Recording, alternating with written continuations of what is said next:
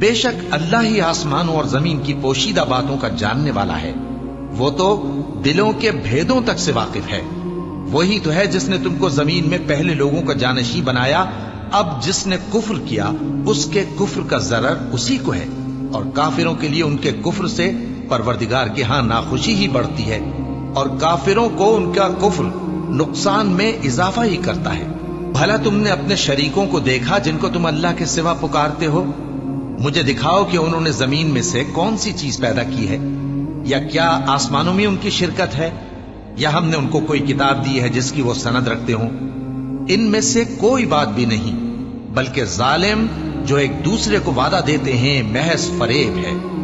اللہ ہی آسمانوں اور زمین کو تھامے ہوئے ہے کہ کہیں وہ اپنی جگہ سے ٹل نہ جائیں، اور اگر وہ ٹلنے لگیں تو اللہ کے سوا کوئی ایسا نہیں جو ان کو تھام سکے۔ بے شک وہ بردبار ہے، بخشنے والا ہے۔ اور یہ اللہ کی بڑی بڑی قسمیں کھاتے ہیں کہ اگر ان کے پاس کوئی خبردار کرنے والا آئے تو یہ ہر ایک امت سے بڑھ کر ہدایت پر ہوں، مگر جب ان کے پاس خبردار کرنے والا آیا تو اس سے ان کو نفرت ہی بڑھی،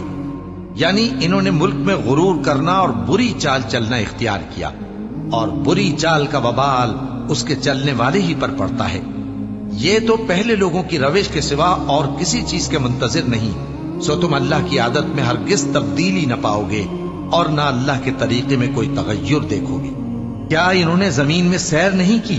تاکہ دیکھتے کہ جو لوگ ان سے پہلے تھے ان کا انجام کیا ہوا، حالانکہ وہ ان سے قوت میں بہت زیادہ تھے؟